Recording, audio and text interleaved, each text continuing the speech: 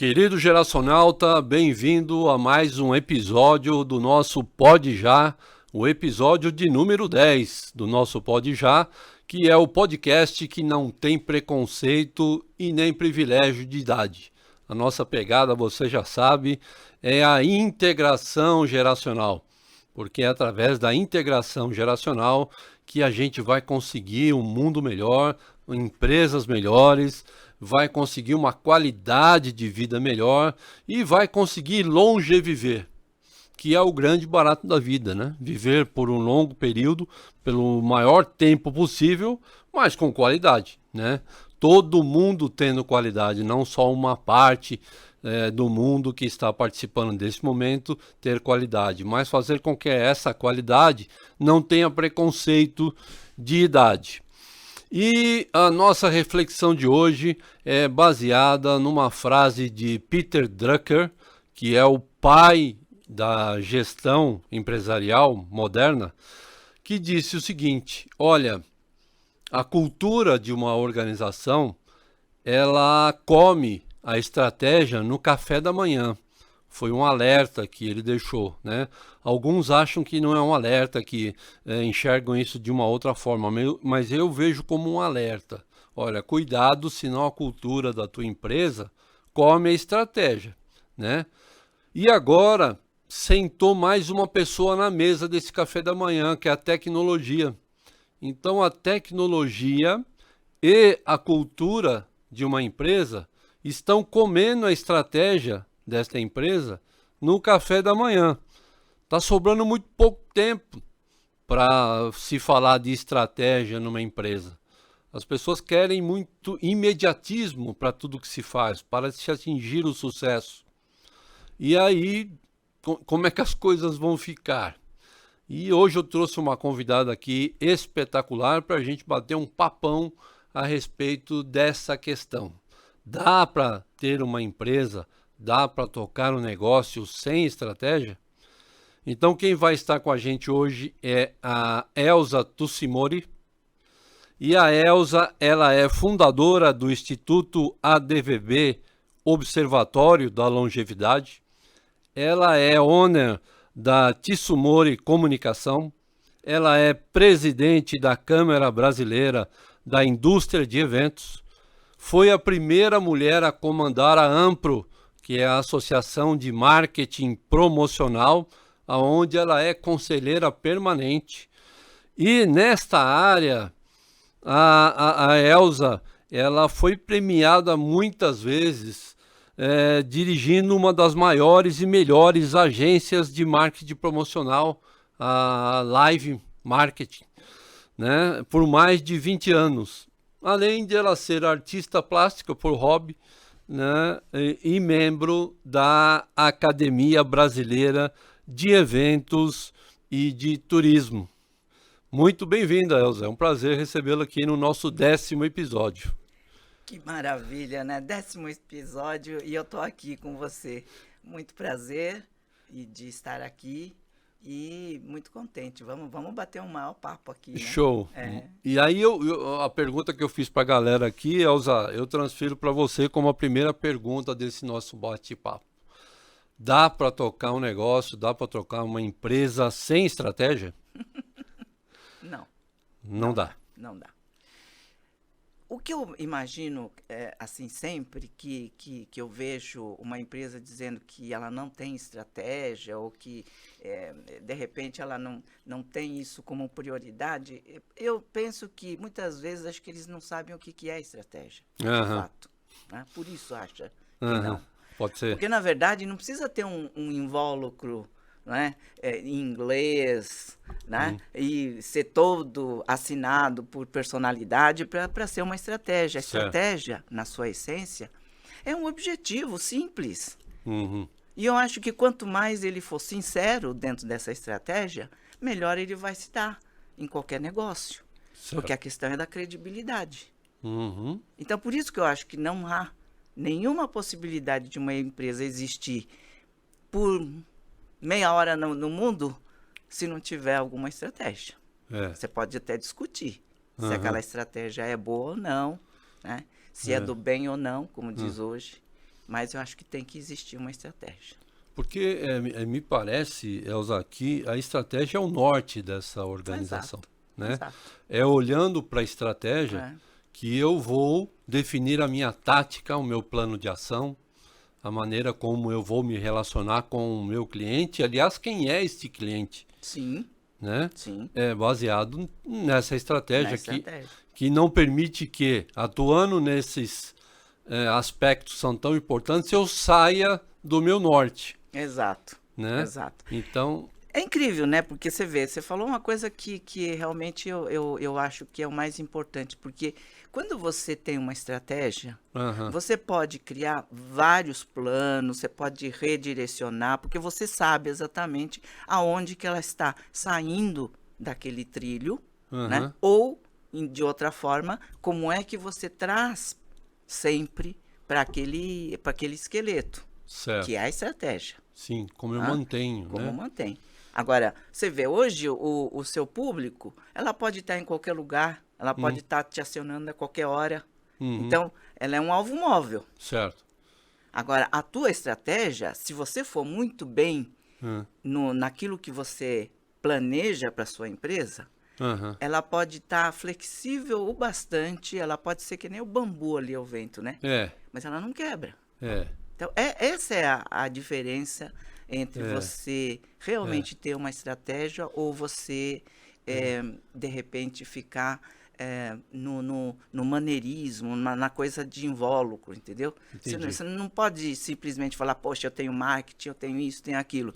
É, Você precisa ter uma boa estratégia que nada mais é do que você ser ético e ter uma causa, né? aham, Não é isso? é. Porque, assim, acho que você tocou num ponto interessante. Às vezes, não saber o significado de uma palavra faz com que você cometa erros na sua atitude, Exatamente. né? Então, Exatamente. quando eu ouço, né, a galera da geração Z falando assim, nós vamos fazer aqui uma estratégia de pivotagem. Não, pivotagem não é estratégia, pivotagem é tática. Aliás, você precisa ter uma estratégia muito forte É, para fazer uma é pivotagem claro. e você não perder o rumo da tua Sim, empresa. sim, sim, Porque uma sim. pivotagem você dá uns 180 graus na sua empresa. Mas se você perder a essência da tua empresa, você perde o teu cliente, você perde o teu negócio. Então, daí é que você precisa ter uma estratégia muito bem estabelecida para você ficar fazendo pivotagem. Não você vai ficar dando um cavalo de pau no teu negócio e já que você não tem mais negócio, Uhum, uhum. né? Sim, sim. Porque o cliente não compreende pivotagens, né? Cavalo de pau, 180 graus a todo momento e achando que isso é normal, É, sem dúvida. né? É, O cliente faz teste de consistência, aham, né, com o produto, aham, aham. né? Sim, E se sim. cada hora ser uma coisa, ele É. fala, bom, acho que é melhor ficar meio distante de você, até você se Até entender, decidir não é? O que o que você que acha? você quer de fato vender. Exato, né? O que você acha dessas pivotagens, né? De errar o mais rápido possível. Outra coisa que a galera da startup gosta de falar do MVP, a melhor versão do produto. Então o produto não precisa estar pronto para ir para o mercado. Então eu já solto para o mercado porque é bacana, porque aí o mercado me ajuda a construir. Olha, não foi muito isso que o professor Parra, lá na década de 90, falou sobre envolver o cliente no desenvolvimento do produto, É, é, né? O que é, você acha é. dessas questões, dessas palavras novas que as startups estão colocando no mercado, chamando isso de estratégia, mas não é estratégia, É. né? Eu acho que existe de fato uma confusão, né, Hum, em nomear algumas coisas, e aí de repente aquilo pega e ninguém questiona isso, né? uhum, Mas eu não sou assim, eu não sou crítica de você fazer um modelo de negócio uhum, baseado em pequenas partes. Isso eu acho que a essência ela está correta, uhum, porque se você olhar o mundo de hoje, uhum, onde eu, por exemplo, quando comecei uhum, para fazer um projeto de marca, por exemplo, aham, demorava 2 anos e meio sim, o projeto sim, todo, sim, né? Porque tinha várias fases e aquilo tinha que ser vencido fase por fase, essa coisa toda. Hoje, nenhuma empresa tem condições de esperar 2 anos e meio para ver um manual de marcas, aquela coisa toda. Porém, eu posso criar a marca, depois ir aplicando de formas diferentes conforme a necessidade. Sim. Então, eu sequencio o meu trabalho conforme a necessidade mais urgente da empresa, né? Eu vejo essa questão do MPV, por exemplo, como parte de um processo que tenha essa sequência. Quer dizer, você já visualizou, na hora de trabalhar para a empresa, que o seu projeto ela vai ter 4, 5 partes de 15 dias, de 3 meses, de meio ano, enfim, mas partes, porque a empresa vai ver resultado disso. Certo. Então, você promete para o seu cliente que naquele período você está dando resultado. Certo. E esse resultado tem que ser alcançado. Se não alcançar, ela vai pivotar. Mas isso previsto, não é uma coisa que de repente falar, poxa, não deu certo, agora vamos então virar todinho de avesso e vamos começar totalmente diferente. Não é assim. Né? Então, tudo tem uma estratégia. Né? Para que uma tática como essa, ou qualquer tipo de ferramenta, ou a implementação de qualquer tipo de agregado, de complemento, ela esteja dentro de uma programação visível, onde você vai decidir num determinado momento se aquilo é necessário ou não, se muda ou não, mas dentro de uma previsão. Porque, na verdade, existe uma meta. Sim. Meta que é estabelecido num período muito menor do que antigamente. Sim. Né? Sim. Então, você vê, por exemplo, alguns resultados de projetos de curto prazo, onde 15 dias você tem que ter um resultado. Né? Você entrega algo concreto para o cliente. Então, isso eu acho legal. Eu não acho ruim. Né? É uma forma de você adaptar aquilo que era o planejamento anterior. Né? Verdade. Mas não se for da outra forma, entendeu? Aí já a coisa pega pelo lado até de uma certa desonestidade, sabe? Sim, Quando o Kotler escreveu Marketing 5.0, foi o primeiro livro que ele tocou na questão digital. Sim. E aí ele se impressionou com a questão da velocidade do mundo digital. A velocidade sempre foi um fator crítico de sucesso para qualquer empresa. Isso. Né? E a internet, o mercado web, ele trouxe uma velocidade que a gente não imaginava que fosse possível. Né? E aí eu queria saber de você como é que está essa questão de timing, né? Como encontrar o timing, como encontrar o ciclo de vida de um produto no momento onde a velocidade é tão grande. Porque achar o timing sempre foi um desafio. Sim.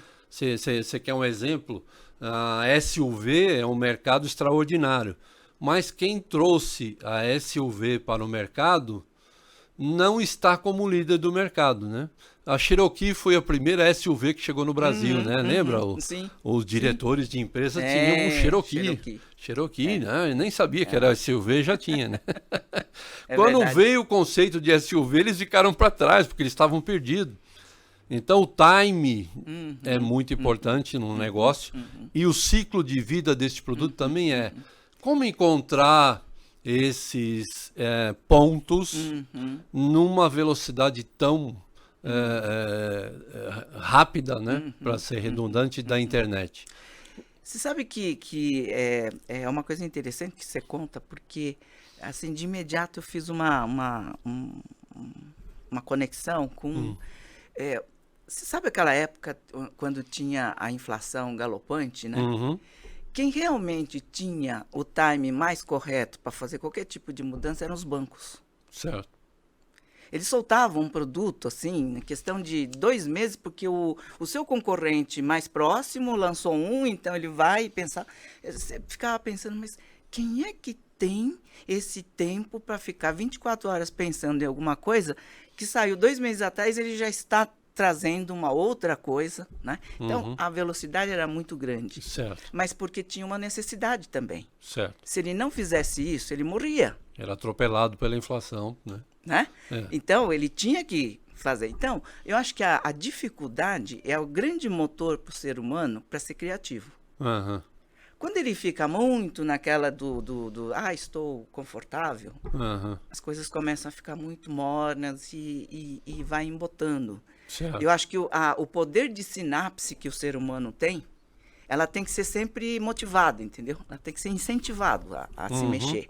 E aquilo vai sempre melhorando. Então, você chega num ponto em que a coisa está tão azeitada que ele é capaz de soltar não em 3 meses, é capaz de soltar em 15 dias. Certo. De tanto que a coisa vai acelerando.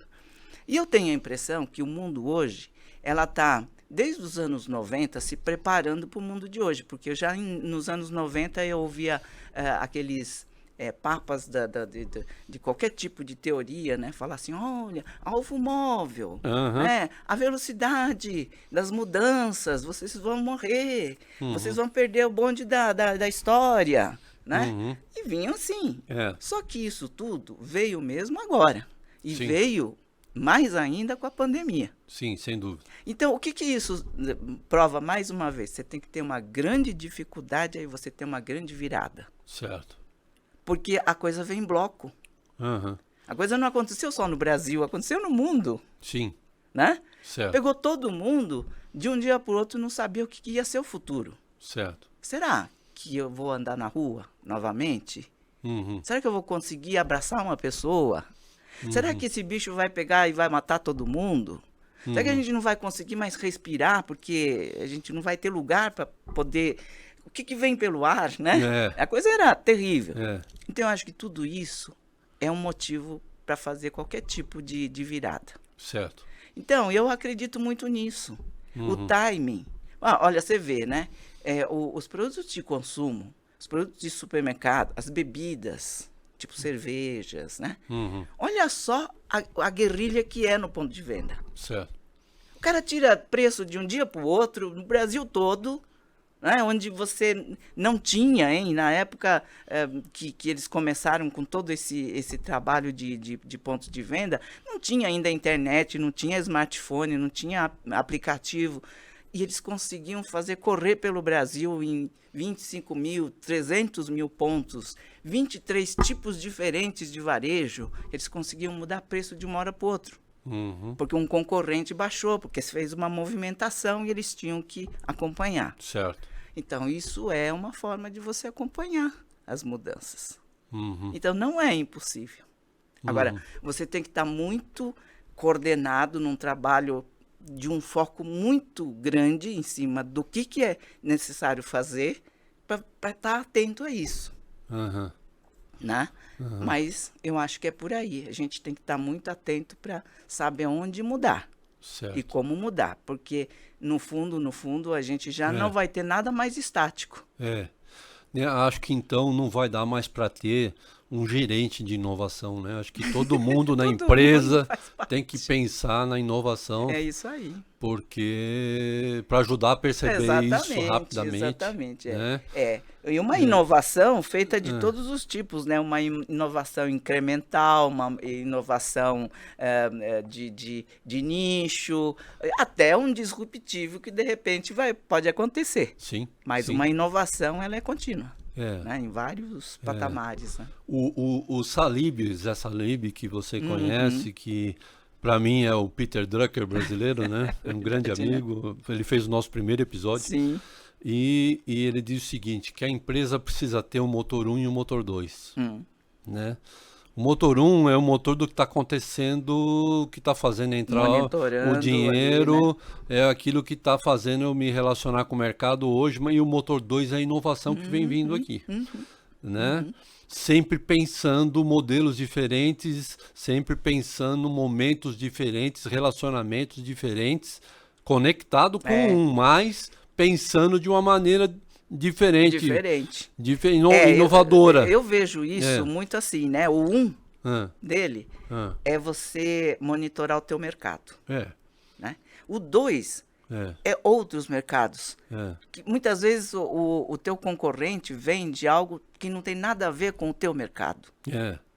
Então, você tem que estar tão antenado que você não pode ficar só olhando o seu mercado, os players, né, concorrentes, essa coisa toda e as novidades que estão acontecendo. Mas o que pode influir tanto no meu mercado que possa me tirar de lado? Certo. Esse é o 2, é onde está a inovação. Onde está a inovação? Como na hotelaria veio o Airbnb. Sim, sim. Né? Ninguém ia imaginar que as residências poderiam ser um hotel. Não é? A que mais me impressiona pessoalmente são os bancos digitais. Também. Eu achei que ia demorar muito para a pessoa confiar, Uhum. né, num banco digital e hoje, né, foi de uma hora para outra. Não. E pegaram os grandes caras aí do mercado, os grandes players, né, de calça curta, né? E esses porque, caras, desculpe a expressão, mas os bancos são muito gananciosos, né? Então, no momento em que surgiu um outro tipo de banco que não cobra taxa, consegue fazer transações imediatas. Opa, caramba, estão me oferecendo coisas que os outros não me dão de jeito nenhum e me cobram caro para poder dar o essencial. Não é? Com certeza cometeram um erro estratégico. Erro estratégico. Né, de não, e Ficaram aí não sentados no monte ali, achando que eles estavam ali salvos por muito mais tempo. Né? Legal. E você disse uma vez, eu ouvi, que Da Vinci seria um excelente homem de marketing, né? Porque ele era um cara de 7 instrumentos, né? Ele tinha o poder do conhecimento, o poder da ciência, o poder da execução. Ele tinha todas as ferramentas na sua mão. Eu fico abismado. Eu fico imaginando, se um dia tem um ET, esse ET deve ser um Da Vinci, porque realmente, na época que ele viveu, né, pensar no que ele pensou. Tudo aquilo que ele criou, que ele, sabe? Nossa, você vê as traquitanas que ele criou ali naquele momento, que até hoje eles estão, sabe? Né? Ainda pensando a respeito. Pensando, né? A biotecnologia ele já imaginava naquela época, quer dizer, imagina, eu fico assim. Como ele é um cara assim, único, ou então ele faz parte de um hall de personalidades muito especiais. Sim. Será que a integração geracional não seria uma boa para você, dentro de uma empresa, ter, né, uma filosofia Da Vinci, né? Porque cada geração tem um jeito diferente, tem uma ferramenta diferente. Exato. Né? E se cada uma dessas gerações presentes dentro de uma empresa pensando de forma diferente, uma mesma estratégia... Sim. Isso não seria fantástico? Sem dúvida, sem dúvida. Eu, inclusive, assim, eu e o meu sócio Ricardo Miliano, que foi que em 83 a gente criou a Art Company, né?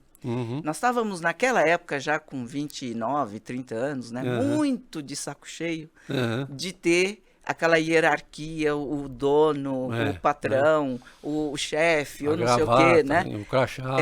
Então a gente criou a primeira agência de portas abertas, onde não tinha paredes internas, né? Me sabe? lembro disso. Então, você imagina, isso em 83 era uma coisa que muitos não tinham nem imaginado, né, ser possível acontecer aqui no Brasil.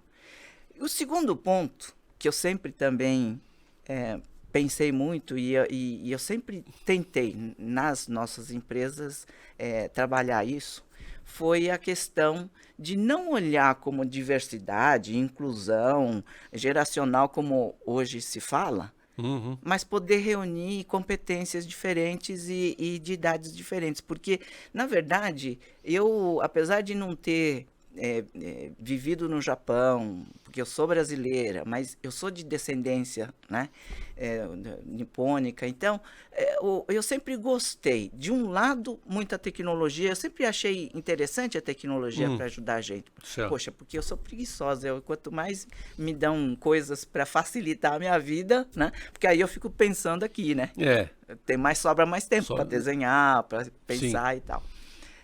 E do outro lado, eu ficava pensando o seguinte, falei, poxa vida, mas que pena que a gente perca, né, todo o conhecimento que fica na cabeça das pessoas de mais idade.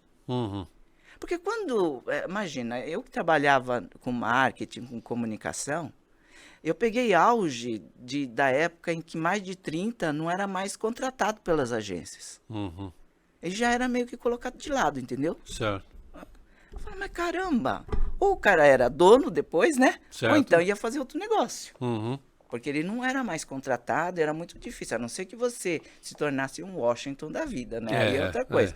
Mas não é só de Washington que vive as agências, a gente está cheio de gente lá dentro. E aí, como é que fica? Né? Então todo mundo já começava a ficar com medo. Porque também, naquela época, você pulava de emprego de uma hora para outra. Né? Os criativos de agência e tal era puxado de um para o outro, aí ganhava mais, ele ia. Saía no meio mensagem. 2 anos, era a média que podia ficar. Depois ele dizia assim, acho que o cara não é muito bom, viu? Porque tá lá há 5 anos. Preguiçoso. Não é muito criativo, né? Então você imagina, num lugar como esse, eu encontrava pessoas, né, no cliente e tudo mais, que eu falava, caramba, que cara bacana, que pensamento, que ética fabulosa, e ao mesmo tempo ele conseguia trazer negócios, né? Eu falava, puxa vida, e essa pessoa daqui 4, 5 anos vai embora? E quem que vai ficar no lugar? Vai ter que reinventar a roda de novo? Certo. Né? Entendi. Por quê? Então, não há essa necessidade. Então, isso eu sempre achei. E eu sempre vi o mercado indo muito mais, cada vez mais nesse poço, não ao contrário. Né? Porque você está falando aí de que década? Década de 80, o cara 90. de 30 já era velho para agência. Já era velha para agência. Entendeu? E por quê? Por que esse cristal quebrou? Por quê? Então, aí é que aquela conversa que a gente estava tendo antes. Eu fico pensando muito no contexto que a gente vive hoje. Né? Hoje, você tem famílias que muitas vezes os pais veem os filhos só no final de semana e olha lá. Certo. Porque o pai está trabalhando, a mãe está trabalhando, os avós estão fora de casa, já não vivem juntos.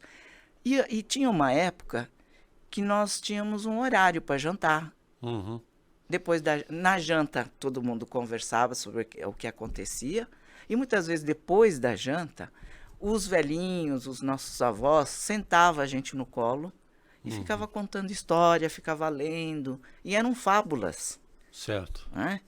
Fábulas, assim, do mundo todo, que eram muito conhecidos. E ali eram os exemplos. Ou seja, você tinha que ser aquilo que era dito. Não é para ter monetariamente ou mercadorias. Certo. Mas você tinha que ser alguém. Alguém respeitado, alguém que estuda, alguém que pensa no outro, que a gente fala tanto em empatia hoje em dia, né? Certo. Né? Mas naquela época não existia essa empatia, não, mas você sabia que você tinha que ter respeito pelo merecimento. Certo. Né? Pelo trabalho que as pessoas de mais idade já tiveram, já fizeram por você, pela sua família, enfim. Porque você ouvia as histórias e você via as pessoas, né, convivendo e contando os feitos. Meio que informalmente eram criados Exatamente. Papéis ali que eram desempenhados pelo pai, pelo avô, e aí pelo você filho. criava aquele respeito, aquela coisa, falar, puxa, eu também quero ser como eles. Ou, aliás, eu quero ser melhor do que eles. E aí você ia buscar. Hoje você ouve isso de quem? Né? Então eu acho que houve uma ruptura daquela essência da família, que é o que eu gosto. Não é aquela família que você diz, porque é família, porque não é esse rótulo da família para obedecer, não é isso. É pelo que a família tem para oferecer de vida, de experiência. Juntos. Aí você sai, você cria os seus outros núcleos e você vai dar depois a sequência. Mas você tem isso. Isso não se aprende na escola. Você aprende através da convivência com outro ser. Né? E que outro ser melhor do que os pais, do que os irmãos, do que os tios, do que os avós, né? Era assim. Porque com amor se aprende melhor, né? É isso aí. Porque ele aprendeu... Piaget já dizia, né? Que você vai crescer na direção do elogio, né? É a mesma coisa, quer dizer, quem mais do que aquele que te ama, que, né, sabe que quer o seu bem, né? E você vai seguir esse pessoal. Esse elo foi rompido e nunca mais se retomou. Só vem piorando. Né? Aí só vem piorando, porque muitas vezes faz florescer dentro da gente o pior que a gente tem, não o lado melhor. Porque todo mundo, eu acredito que tem um lado bom e ruim. Sim. Sabe? Sim. Depende aonde você quem se alimenta, joga né? a chave, entendeu? É, Você joga a chave para cá ou para lá, é, né? é, Então, eu acho que se você tem um incentivo de que realmente fazer É. o bem, e aí nesse contexto entra uma série de coisas, é melhor do que fazer o mal por N razões, e você vê esse exemplo sendo acontecendo, né? Você fala, tá bom, acredito e realmente eu vou por aí. é. Agora, você pode ver, de repente, exemplos não tão bons que estão aí ganhando dinheiro, que está bem de vida, que não sei o que. Aí, que mau exemplo que está sendo dado. É. Né? Você tem que mostrar os dois lados da moeda, né? É, E aí você escolhe. acho que você tem razão. Aí, Sabe? Eu não sei, eu penso muito nisso porque Eu não- eu sou não- muito humanista, assim, na forma de ver. Bom, Apesar de gostar de muito de tecnologia, mas eu sempre acho que o humano é que tem que prevalecer. Né? Então, eu não sei quem falou. Eu tenho um amigo que fala que se você não souber quem falou, deve ter sido o Peter Drucker, né? sempre já Porque ele falou coisas. é ele bem fa- parecido com o ele- dele, né? Ele falou muitas coisas, né? E essa pessoa disse que é na família que forma homens para a paz e para a guerra, né? Exato. É na família. É isso. Né? Então talvez seja na família que não está sendo forjado esses homens que respeitam Isso. as gerações, né? Que reconhecem o papel das gerações. É. Né? Aliás, um outro tema que está em desuso, eu acho um absurdo, você é formado em liderança pela Manaquei, Sim, né? sim. Aliás, eu fiz o APG Sênior, né? Oscar Motomura Oscar, é um dos gurus para mim. Eu ainda vou. Oscar, vem aqui, né? Me dá uma chance. Eu sei que você é grande, talvez você não caiba na sala aqui, mas me dá uma chance e vem aqui conversar, que seria fantástico, né? E é bem capaz que ele venha mesmo, viu? É bem porque capaz ele que é o um Oscar cara muito é generoso. fantástico, é muito Eu generoso. acho que né? quando ele vê que tem, É. sabe, uma essência do bem, É. ele não tem dinheiro para ele que pague. Mas, Elza, o líder está em desuso também. É. E dá para ter organização sem líder? Como é que faz? Né? Porque hoje você fala para a geração nova, não, mas e o líder? Não, esse negócio de líder, nós estamos todo mundo numa mesa que todo mundo é igual. Eu digo, acho que isso é outro nome, viu? Todo mundo igual, numa mesa só, acho que não é meio empresa isso, mas tudo bem. Dá para ter empresa sem líder? Não dá, tanto é que você vê tantas empresas hoje perambulando assim, tipo morto-vivo, né? Por aí, né? Então, acho que é por aí. Agora, eu falando em Oscar, eu recentemente, em questão de uns 2 anos atrás, eu ouvi uma história dele, que ele contou um caso que me deixou muito impressionado sobre essa questão de quem é o líder, né? Uhum. Porque muitas vezes a gente acha que o líder é aquele que que tem o poder financeiro, ou aquele que tem um poder de manipulação, de uma série de coisas assim, Certo, né? certo. Que não é tão bom assim, né? Mas que até alguns anos atrás isso era super comum. Espero que hoje tenha diminuído nas empresas, Sim, espero também. né? Mas eu acho que era muito por aí. Por isso é que houve um preconceito também dos jovens em relação à liderança, porque a liderança não lhe parecia ser algo positivo, Certo. mas algo manipulado, né? Então ele era manipulado por um líder. Uhum. E a gente vê muito isso no governo também, né? Na Sim, política é e verdade. muita coisa. Porém, olha só, o Oscar disse o seguinte, falou assim, a liderança ela pode nascer da força que uma pessoa tem. Certo. Então, num país da Europa Oriental, um paizinho bem pequeno, eu não vou lembrar o nome, por isso que eu não vou arriscar. Uhum. Diz que eles tinham lá uma floresta, Uhum. e uma floresta que estava sendo devastada. Certo. E eles sabiam, o governo e algumas autoridades sabiam que deviam recuperar. Mas eles falaram assim, mas como é que eu crio um movimento num país para que todos entendam que o papel deles é proteger essa floresta? Certo. E aí, um homem comum, ele começou a conversar com seu grupo começou a conversar com outro, e eles criaram um movimento para que eles próprios, não chamar o governo, mas eles próprios começarem a fazer com as suas mãos, né? Certo. Uma limpeza, uma proteção, começou a plantar aquilo que era necessário plantar para que a floresta não morresse Certo. e que não pegasse fogo em determinadas épocas. Uhum. Isso chegou até o governo e o governo começou a sentir que eles também tinham que entrar nesse movimento. Certo. Então, na verdade, o movimento foi criado não pelo topo, mas pela base. Uhum. E aí, todos entraram neste movimento. Certo. Então, na verdade, o líder é aquele que cria um grande movimento de união em torno de uma causa. proposta, de um entendeu? propósito, Um de uma projeto, estratégia. qualquer coisa, de uma estratégia. Uhum. Então, eu acredito que, de fato, você pode criar uma liderança conjunta dentro de uma empresa, por exemplo, entendeu? Uhum. Mas o líder, muitas vezes, ele tem que ser tão carismático, ele tem que ser uma pessoa tão humilde, aberta, que ele consiga chamar pelo exemplo de si, Uhum. né? Que ele possa passar pela confiança e não pelo medo, né? Certo. É por inspirar. Então, eu acho Aham. que até como é que chama? O Simon Sinek, se não me engano. Sim. Ele chegou um dia a falar sobre isso. Ele falou assim, olha, você tem duas formas de você conseguir fazer com que faça um grande movimento, né, de sucesso. Uhum. Ou você vai pela mão da manipulação, ou você vai pela inspiração.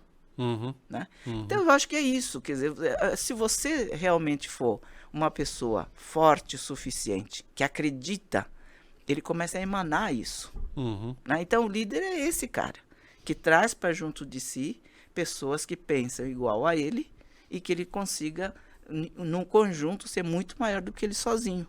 Certo. Né? Esse é o líder. Uhum. Uhum. Porque eu, algum tempo atrás, recente, eu fiz consultoria para uma startup, né? Quando me chamaram, né, eu digo, né, eu nunca tive no meu currículo uma consultoria de uma startup, né? Mas vou lá, né? Um Até desafio. porque é um desafio, um aprendizado. E um né? aprendizado interessante, né? Deixa eu conhecer e tal. Bom, e aí, entre as dúvidas deste dono dessa startup, ele queria ter alguém que fosse o líder do negócio dele. Né? Ele fala assim, ele diz para mim, eu não quero ser o líder, eu quero que alguém seja o líder deste meu negócio. Eu disse para ele, desculpa, mas você é o líder. Ninguém vai poder ser o líder do negócio, até porque o tamanho do teu negócio, como todos estão numa mesma mesa, se você colocar um líder, as pessoas vão olhar para o líder e olhar para você, para ver se você valida o líder. Sim. Porque Sim. você é a inspiração, você é a visão, você é a estratégia, você é a ideia viva, você é o visionário. É isso mesmo. Então você é o líder. Né? Então, talvez ele não tenha ideia do que é ser um líder. Do que é ser líder. Né? Então, de novo, uma palavra que as pessoas estão colocando um preconceito por não saber qual é a essência do que isto significa. Exato. Então eu disse para ele, olha, você teve a ideia, você é o visionário, né? Você enxergou um ecossistema que estava entrando em desacordo e você enxergou um produto, né, novo para resolver esse ecossistema, né? E você uniu pessoas em torno dessa ideia. Você é o líder. É só isso que precisa para ser líder, né? É verdade. Continue neste caminho. Sim, né? É isso mesmo. Não, então eu preciso pelo menos de alguém de RH. Eu digo, então, o RH é um representante do líder. Numa mesa só não cabe o líder e o RH, porque aí o RH vai falar, as pessoas vão olhar para o RH e vão olhar para você. E o coitadinho do RH, né? Como diria eu preciso trazer também o Gilberto Guimarães, eu não sei se sabe, ele que escreveu Liderança Positiva, Uhum, né, baseado na psicologia positiva, que tem muita gente que mete o pau. sim. Aliás, dá para meter o pau em qualquer coisa, né, se você Sim, quiser, claro, né? claro. Mas o Gilberto conseguiu unir a questão da psicologia positiva com a liderança positiva e ficou Sim, bem interessante sim, a sim, proposta tem dele, tudo a ver. que é um líder que apoia pontos fortes, que é um Sim, líder que... sim, sim, E, sim. e o Gilberto... Educador, né? Hã? É um líder educador. É, o líder educador, É, né? é. E o Gilberto fala assim, olha, se tiver sentado na mesma mesa o dono da empresa, né? E o gerente geral da empresa, né? Você está servindo para esse cara um queijo japonês, né? Chamado tofu, né? O cara, literalmente, está numa situação bem difícil, né? É Porque verdade. as pessoas não vão respeitá-lo, né? É, Então, em empresas que têm este formato, não é que elas não têm líder, elas têm o líder. é, Elas é, precisam deste líder. é. E esses caras que são os detentores dessa ideia inicial, do embrião desta empresa, têm que exercer este papel. Tem. E eu Né? acho que tem que exercer esse papel até o ponto dele criar uma forma de perpetuar esse, vamos dizer assim, esse farol, Uhum, tirando dele, entendeu? Aham. Saindo dele. certo. Mas de uma forma que esse conteúdo, qualquer um dentro da empresa dele, possa entender que aquele é o princípio criado pelo Sim. fundador, Sim. né? E que é assim que tem que seguir na sua essência. Não precisa ser coisas enormes, compridas, não. É. Algo muito conciso, mas que aquilo é É. aquele foguinho ali, entendeu? Aquela chama que fica, é o farolzinho que fica ali na frente, dizendo, olha, por aqui, por aqui, por aqui. Aliás, uma época que eu dava aula na GV de pós-graduação, um aluno me perguntou, mas isso que você está dizendo é para grandes empresas, né? Eu dava aula de fundamentos de marketing. Eu disse, olha, eu tenho certeza que o Bill Gates tem inveja de você. Né? A tua empresa tem 40 pessoas, né? E o Bill Gates tem inveja porque ele não consegue conversar com todos os funcionários como você consegue. Ele não consegue influenciar né, motivacionalmente todos os colaboradores como você consegue. Né? É isso mesmo. Então, isso é muito para você também. É né? verdade. É uma questão de você encaixar Sim, a perspectiva dentro do teu modelo de é negócio. verdade. Né? É verdade. Mas, então, dá sim para colocar na tua empresa essa questão. Né? Então, Sim. cabe o líder, sim. Aliás, cabe não, precisa. É de o papel líder. dele. É o papel dele. Né? Né? Ele tem que se imbuir dessa responsabilidade, né? Sabe o quanto os outros dependem disso, Disto, né? sabe? Dessa liderança. Eu acho que no momento que ele se conscientizar disso, acho que ele vai com mais tranquilidade. Porque ele já veio até um certo ponto, né? Então, é o ponto onde provavelmente ele se sentiu meio acuado, talvez. Falou, poxa, esse caminhãozinho é muito grande, né? Exato. Né? A gente faz a meia-culpa porque talvez na nossa época os líderes eram mais... Né? Eles tem que ter pulso forte, né? Regras, o gestor, se não tiver pulso, exato. Né? Então ele tem que ser um cara que tem força, energia e etc e tal. Então aí você criou alguns tiranos aí, né? De empresa e não é deste modelo de líder. Exato. Que não dá mais, né? O mundo já está muito diferente hoje. Este cara não cabe mais na Não empresa. cabe mais. Só que a falta de um líder na empresa talvez seja a causa do burnout. Também, sim. Porque não tem quem lidere. Sim. E aí tá todo mundo tentando fazer tudo. Precisa sempre de uma esponja, né? Precisa sempre de alguém que dê a direção. Né? Até para poder tirar um pouquinho da carga, né? Para dizer, não, fiquem tranquilos, né? Vocês vão conseguir, vamos com calma, né? E legal, bacana esse papo sobre a liderança. Um outro papo agora, sobre palavras inventadas, sobre marketing, né? Marketing digital, para mim não existe. Não existe. Para mim a palavra marketing digital é uma falácia, né? Por quê? digital é um canal de comunicação com o teu cliente. Sim. É um canal pelo qual você conversa com o seu cliente. Sim. Sim. Como o marketing é estratégia, não dá para ter marketing digital. Porque aí você vai dar para o marketing, aliás, você vai dar para o digital uma força que ele não pode ter, senão ele vai errar. Sim. Né? Não tem lógica. Eu queria ver se você concorda com esse ponto de vista. O marketing digital criou o inbound marketing, né?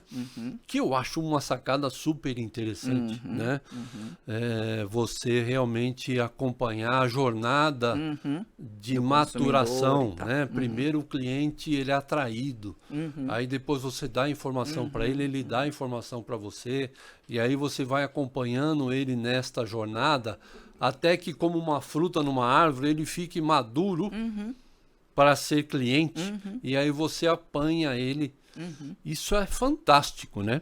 É uma jornada extraordinária. Sim. Mas o que está acontecendo, na minha opinião, é que por se colocar o peso de marketing, de estratégia nessa questão de relacionamento com o cliente, está se querendo muito do digital. Muito que eu digo é muito dinheiro, muito retorno. E não se está mais praticando embalde marketing. Porque você abre um smartphone ou você abre um tablet, você é massacrado por propaganda, né? Por uma comunicação que é abusiva. Né? Sim. Deveria ter uma lei do abuso da propaganda digital, porque você é abusado ali, você não quer ver, mas tá ali, você precisa assistir. Tem um bullying ali, né? Você precisa assistir, vai demorar 15 segundos para você continuar assistindo o que você estava assistindo. Eu tenho um caderninho preto lá que eu marco todas as empresas que aparecem no vídeo que eu tô vendo. Eu marco que eu não vou comprar o produto daquela empresa. Tanta raiva que eu fico, né? Porque é intrusivo. Né? Então, porque deram um poder ao canal digital que ele não tem e chamam ele de marketing e, portanto, é uma estratégia de sucesso, se espera um retorno que ele não pode dar. Sim. Será que é isso? Por isso que tem tanta propaganda no mundo digital, a ponto de você... escreva uma palavra no Google e você nunca mais vai ficar livre daquela palavra, né? A minha esposa falou, eu queria lembrar o nome do carrinho de bebê, não era Galzerano, né? Eu coloquei, tem nome de carrinho de bebê. Olha, faz uns 4 meses que eu recebo propaganda de carrinho de bebê. Alguém me livre disso, pelo amor de Deus. Carrinho de bebê não, né? Não. Então, Elza, o que está acontecendo? Por que tanta propaganda no mundo digital? Eles estão em busca de quê? Você já deu o caminho, né? Discorrendo sobre esses fatos. Eu acho que é uma propaganda mal feita, na verdade. Eu acho que as ferramentas são ótimas. São. Né? Mas... E eu também acho que existe esse erro de falar marketing digital, não sei o quê, mas é porque eu acho que hoje em dia a gente recebe tanta informação, tanto nome, que se você não colocar de uma outra forma, as pessoas não entendem do que você está falando. E aí começa a vir os erros, né? De conceito, porque marketing digital, porque juntaram duas coisas que na verdade não era bem isso, era marketing por meio digital. Sim. É marketing digital. Daqui a pouco vai virar digital, entendeu? Já todo mundo sabe o que é. MKT, né? Digital. Então, eu acho que assim, eu fico pensando o seguinte, falar, poxa vida, você demorava um X tempo para maturar uma ideia, para você trabalhar, para depois aquilo ser colocado em operação. A operação exigia um determinado tempo também para poder se organizar, começar a executar essa coisa toda, para depois ir para ação, né? E daí, algum tempo, você tinha um retorno. Né?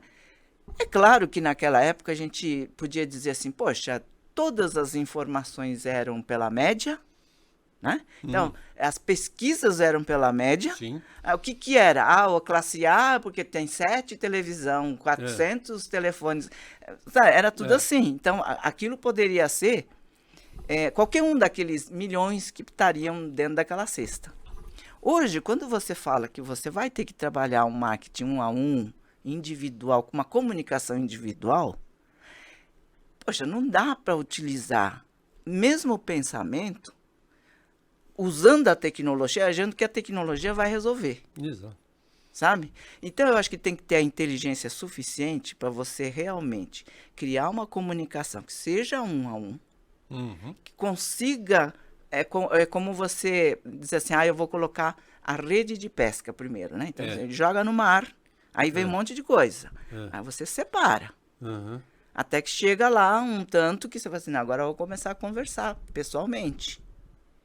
Aí começa a ter informação desse pessoal, porque a comunicação diz, lá pela teoria, que a comunicação só acontece quando você joga uma informação, essa informação é absorvida pelo outro, que transforma essa pessoa. Certo. Que fica diferente do de antes de receber aquela informação. Certo. Então, a resposta que ela vai dar através daquilo que a sua informação ocasionou nesse ser. Certo. Então, esse é a comunicação bem feita 1 a 1, que é o sonho de qualquer um. Sim. Desde lá atrás. Desde lá atrás, né? Agora, você tem hoje a tecnologia no meio, mas você tem que saber usar essa tecnologia com inteligência e ter um pouco de paciência de construir alguma coisa que seja esse relacionamento que você falou, que mature tanto que chega ao ponto de dizer assim, olha que fruta maravilhosa que eu tenho aqui comigo, entendeu? Aí sim. Mas para você ter esse fruto no ponto, você tem que fazer com que ela se torne isso. Ou que ache alguém que esteja próximo disso para dizer assim, olha, eu sou essa pessoa que você está procurando, e vai lá e traz, entendeu?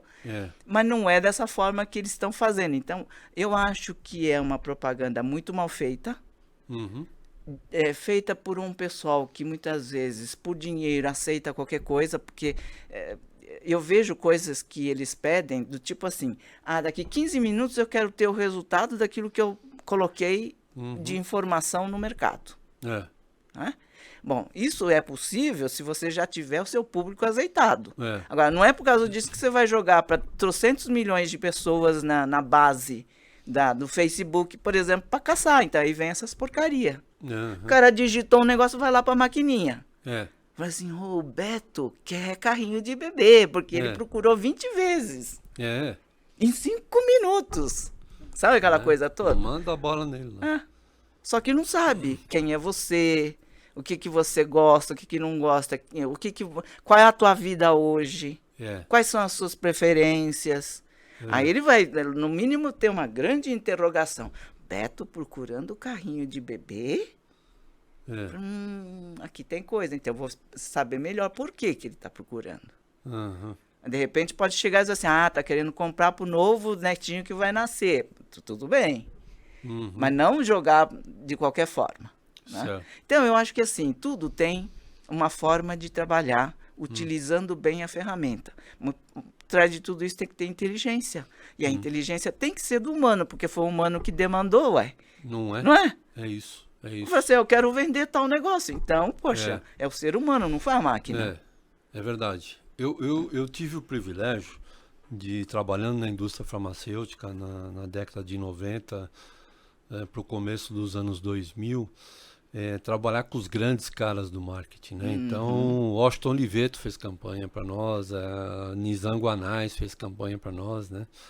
Então, putz, esses caras são fantásticos, né?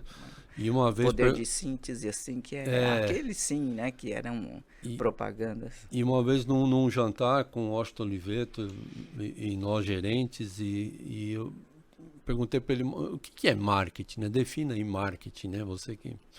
Ele falou, olha, marketing é o seguinte, a gente olha para a vida das pessoas, assiste as pessoas vivendo e vê o que está fazendo falta. Aí a gente pega aquilo que está fazendo falta, traz para dentro da empresa transforma num produto, Uhum. né? E o papel do marketing é colocar este produto de volta na vida das pessoas. Uhum. Através de comunicação, Uhum. através dos 4 P's, né? Uhum. Preço, promoção, Praça, praça, promoção.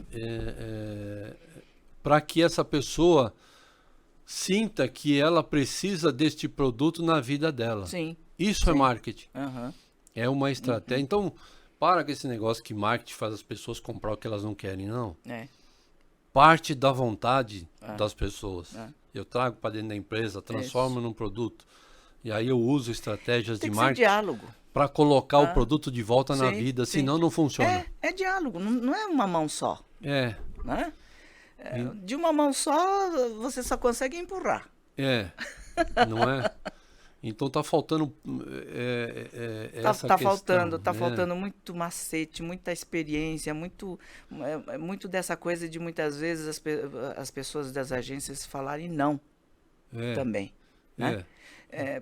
Eu sou de uma época em que você pegava a briefing do cliente e ia testar depois para ver se o cara falou tudo certo mesmo, Uhum, se é aquilo mesmo que tem que ser feito. sim. Porque muitas vezes a gente voltava dizendo, olha, a gente acha que antes de fazer isso é necessário voltar um pouquinho antes e preparar melhor o teu, né, o teu produto de uma outra forma, talvez num outro nicho, usar uma outra embalagem, uma forma de distribuição diferenciada.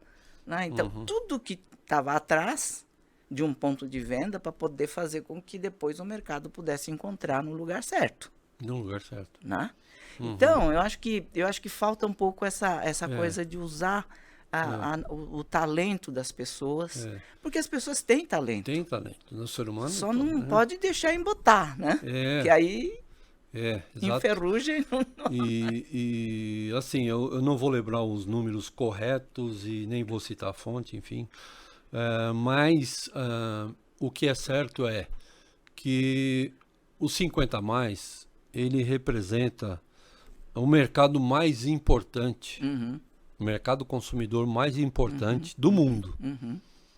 Hoje já é. Ainda está na mão dos 50 mais o poder de consumo do mundo. Ainda está na mão dos 50 mais. Sim, sim. Né? E recentemente uma pesquisa constatou que mais de 50% deste público não se sentem representados pelos produtos que estão por aí. Sim. Ou seja, não conseguem encaixar o produto em sua vida. Sim, sim. E por isso, então, deixa de comprar. Né? E você vê produtos na prateleira aí que pareciam boas ideias e que estão aí, né? Ocupando espaço. Sim. Né? E não há promoção que faça, né, este produto ser vendido. Claro, ela vai até um certo ponto, daí para frente não vai mais. Né? Também isto é um sintoma que está faltando 50 a mais nas agências, e talvez as agências, por terem, né, em seu corpo pessoas muito jovens, elas não conseguem enxergar a necessidade deste mercado 50 a mais, que é tão importante.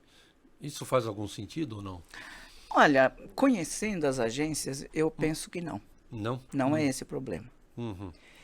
Porque hoje as agências influem muito pouco na decisão do cliente no tocante a novos produtos ou alteração do produto. Hoje tem consultorias, tem outras formas de deles nicharem isso tudo, de dizer, essa é a coleção deste ano, assim por diante. Então hoje é muito mais complexo isso.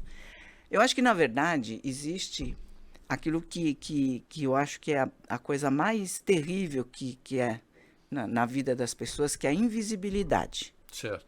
As pessoas não enxergam as pessoas maduras como nicho de mercado potencial. Eles enxergam que eles estão saindo do mercado. Por incrível que pareça, ainda é um preconceito desse tipo. Se aposentando até do consumo. Eles acham que o que tá aí tá bom, entendeu? Não, eu troquei só a cor, eu fiz uma saia um pouco mais comprida. Não é isso que as pessoas de idade estão querendo.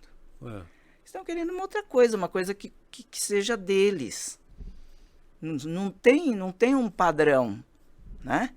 Então, eu acho que só quem estuda esse mercado tem possibilidade de criar alguma coisa que esse mercado anseia. Uhum. Não dá para você sair predisposto a adivinhar aquilo que eles estão querendo, sabe? Achando que o que está na tua cabeça é o certo. Não é por aí. Então, eu acho que existe uma invisibilidade, que eu acho que é a coisa mais terrível que tem. Eu acho que o mercado tem duas coisas assim que tem um poço enorme no meio. De um lado, você tem as pessoas muito ricas, com bom poder aquisitivo, que têm mais de 40, 50 anos, que estão vivendo até os seus 80, 90 anos ativos. Certo. Porque a não ser que ele tenha uma doença grave, ele não vai morrer. Ele está super bem. Porque hoje a medicina está super avançada, hoje você sai de casa para fazer exercício, você tem várias coisas que fazem com que você tenha uma longevidade ativa muito grande. Então, você tem 40 anos, muitas vezes, da sua vida, potencial, com um bom ganho, que possa gastar em produto que façam eles felizes.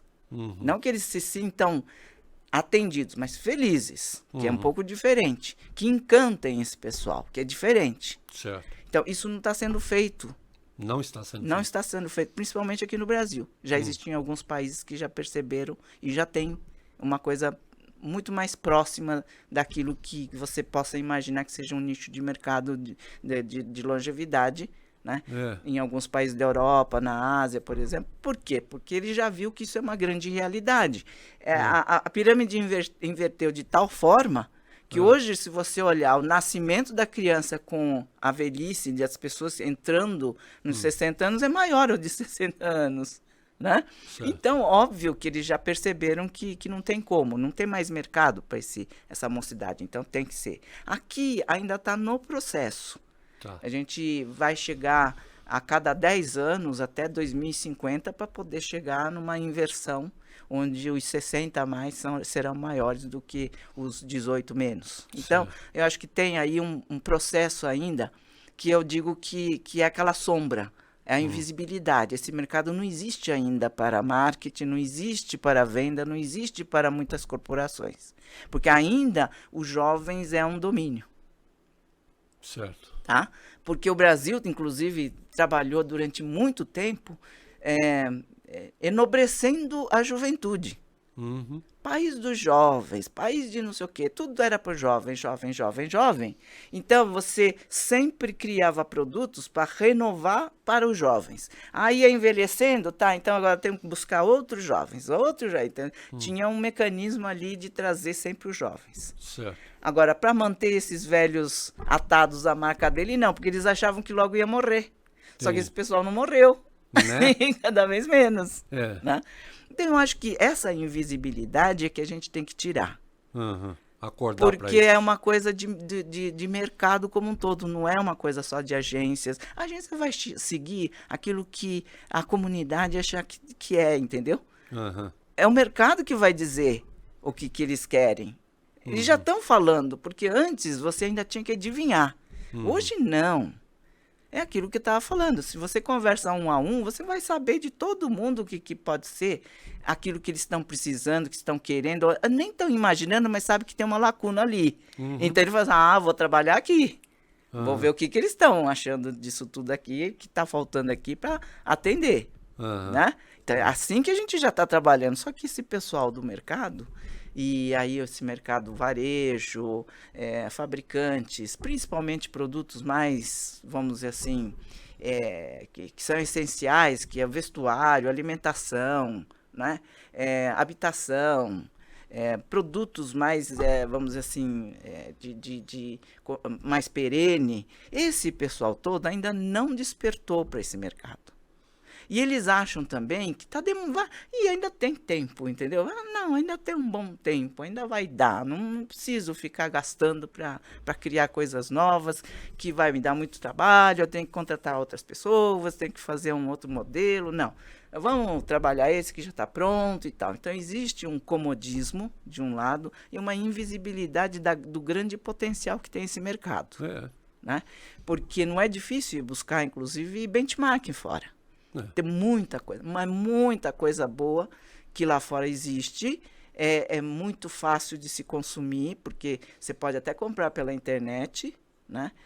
E muita coisa já feita no que tange a entretenimento, a esporte, ao lazer, sabe, de tudo que é de bom. Não é no lado saúde, no sentido de, para os doentes, não é isso. Né? É para o pessoal que está ativo, saudável. Então, eu acho que falta essa conscientização. E essa conscientização é meio que nem o Zé Gotinha, entendeu? Você tem que ter alguma coisa que motive esse pessoal para trazer uma história. Uma história que faça sentido para eles. Certo. Né? A gente fala tanto em storytelling. Então, tem que criar uma história para dizer assim, olha que bacana você vender para esse pessoal, olha o que eles estão esperando, olha o que falta. Né? Olha para tudo isso e vê o que vocês têm aí dentro da sua empresa e vê o que dá para se fazer para transformar isso para esse público. Né? Aquela inovação incremental, né? Nem o disruptivo, não estou falando em trocar tudo, entendeu? Entendi. Né? Mas faz alguma coisa. E não vai pelo caminho da inclusão, entendeu? Não é incluir essas pessoas, não é. É um mercado ativo e muito próspero, então não tem que incluir ninguém. Não é um favor, né? Não é. Não é. É oportunidade, inclusive, que eles estão dando para as marcas. Não é as marcas quererem ajudar os velhinhos, entendeu? Né? E hoje, por exemplo, falando nessa questão da longevidade, por isso que, assim, eu uso a economia prateada como um mecanismo de venda, mas eu gosto muito de falar na economia da longevidade. Porque a longevidade, quando você entende, desde que você nasce, você tem que pensar na longevidade, né? Desde que você nasceu, você já começa a envelhecer aos poucos, né? Então, se você não olhar a longevidade como uma coisa essencial na sua vida, você não vai entender a velhice. Mesmo sabendo que você vai ter que passar por ela, né? Mas ninguém, até chegar a uma determinada idade, pensa porque agora então eu vou ter que pensar na velhice. Ele vai pensar na velhice depois que já está. E aí que eu vejo que, por exemplo, essa coisa que nesse livro do Jorge Félix, Economia da Longevidade, legal. Ele fala muito nisso, né? Que a gente tem que olhar que o país como o Brasil é um país onde tem os pobres na sua maioria. Sim. Então, se você acha que uma população vai envelhecer, não vai envelhecer só os ricos. Vai envelhecer todo mundo. Todo mundo. Então, se existe um fosso grande entre a pobreza e a riqueza, que fica num topo muito pequeno, essa diferença vai continuar. Sim. Então, como política de governo, como uma coisa da sociedade, no terceiro setor, enfim, tem que cuidar dessa desigualdade aonde que vai levar. Porque isso é um grande perigo, de um lado. Então, eu estava falando da oportunidade de um lado, agora estou falando de um perigo. Sim. Né? Por quê? Porque eu acho que quando as pessoas, nos países mais ricos, eles primeiro já tinham uma economia familiar nas escolas, no primário. Eles aprendem que tem que guardar dinheiro. Então, as pessoas aproveitam e guardam para poder viver a sua velhice com mais tranquilidade. No Brasil não existe a economia familiar nas escolas. Então, as pessoas nunca foram treinadas a fazer economia para a velhice. E nem fazer uma transição de trabalho quando chega à maturidade. Então, muitos caem em depressão, têm uma série de problemas quando saem da empresa, quando deixam de ser executivo, perdem o seu sobrenome, né, entre aspas, que é da empresa. De visita, não tem e aí, de repente, ele fala assim, poxa, o que eu vou fazer agora? Né? Quem tem dinheiro, quem tem poder aquisitivo, ele vai viajar, ele vai estudar de novo, ele vai abrir uma outra empresa, faz qualquer coisa. Mas e quem não tem essa possibilidade? Ou pior ainda, ele ainda mantém familiares sob a sua custódia. Né? Pior é. Ainda então, tem, né? Tem muitos. Tem muitos. Porque o Brasil é um país bastante populoso. Por isso que a gente tem uma população grande também de idosos com poder aquisitivo bom. Certo. E também porque tem muito funcionário público, né? Que se aposentam bem também. Né? Então tem isso, mas você tem que olhar também para o outro lado. Certo. Né? Então eu acho que quando você cria produto, você tem que nichar esses produtos também. Não adianta você criar para aqueles projetaços para pessoas da terceira idade, mas que é só para quem consegue comprar com bom poder aquisitivo. Uhum. Tem que ter também os produtos populares, tem que ter os produtos subsidiados, tem que ter tudo. Né? Então, é um mercado muito grande, você tem que entender muito bem qual é o mercado que você tem que atuar, porque tem essa coisa do A até Z. Continua como qualquer outro nicho de mercado. Não é porque é da longevidade, então nós vamos trabalhar só para aqueles bilhões que entram no mercado consumidor, né? E que trazem esse negócio para a empresa. Aliás, quando eu dava aula de fundamentos de marketing, eu dizia, pessoal, às vezes vocês têm o preconceito que trabalhar para mercado pobre dá azar. Pois é, imagina. Existe ali uma massa crítica muito interessante. Sim. E quem consegue enxergar este pessoal ganha muito dinheiro com isso. Ganha, e muitas vezes muito mais fidelidade do que com os ricos. E aí eu dava exemplo pro pessoal, você vê lá o Habib's, né? Exatamente. Quando o Habib chegou, ele falava assim, esfirra aqui, comida aqui custa menos de R$1, né? Que era 0,99, né? Que era um foco, né? Para... E olha, por incrível que pareça, ainda continua. Continua sendo barato. Não é mais 99 centavos. Não é, mas ainda é. Ainda é. No nicho de baixo custo, né? Onde as pessoas se alimentam. E é um império, né? Da esfirra. Né? Na época das Casas Bahia, o pessoal... Não, olha, a Casa Bahia ela foi feita para oferecer acesso. Né? Não é o produto em si. Mas é o fato do cara que tinha as roupas penduradas no arame, agora ele pode ter um guarda-roupa. Sim. Porque ele paga em 700 vezes de R$20. E ainda ganha um puff. Sim, né? sim. Então, se você conseguir observar as necessidades do mercado, né, e tirar da vida daquelas pessoas coisas, você transforma isso em produto e com o marketing você põe na vida delas de novo. Exato. Então o jogo continua. Continua. O jogo eu acho que é uma grande troca, né? Eu acho que tem que ter essa contrapartida, né? Sabe? Você tem sucesso por quê? Porque você está realmente dando aquilo que o mercado está necessitando. Cada um no seu nicho. Exatamente. Sabe? Todos são louváveis. Aliás, eu até louvo mais esses que conseguem criar produtos para as classes mais baixas e que fazem esse pessoal feliz, bem atendidos, sabe? Valorizados. Não é? Isso é muito bom, né? Eu acho também extraordinário. Sim.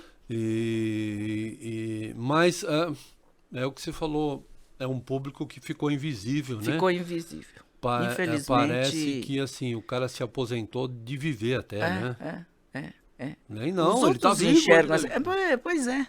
Você até estava envolvida, estava me contando sobre um projeto relacionado aos 60 a mais. Você quer falar um pouco dele? Então, a gente tem um orgulho muito grande assim de poder fazer um projeto como esse, porque nós tínhamos uma empresa, uma parte da empresa, em sociedade com o Fábio Nogueira. Que você conhece, e chamava Observatório da Longevidade. Certo. E o observatório tinha sido criado para poder fazer especulações sobre o mercado, pesquisas, pulsos, para fazer o quê? Para poder levar para a nossa consultoria. Certo. Né? E aí, nós víamos exatamente essa lacuna do mercado, que assim, tudo bem, a gente fica nesse círculo vicioso tentando procurar marcas que queiram fazer consultoria para esse mercado, que não vem, que é difícil, que isso, mas por quê? Né?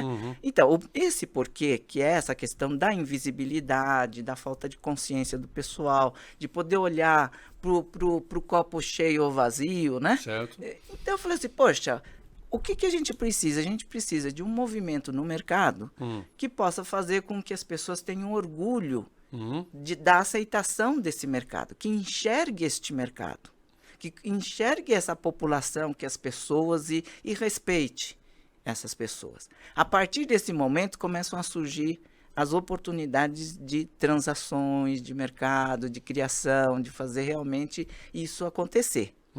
Enquanto não tiver isso, a gente não tem possibilidade.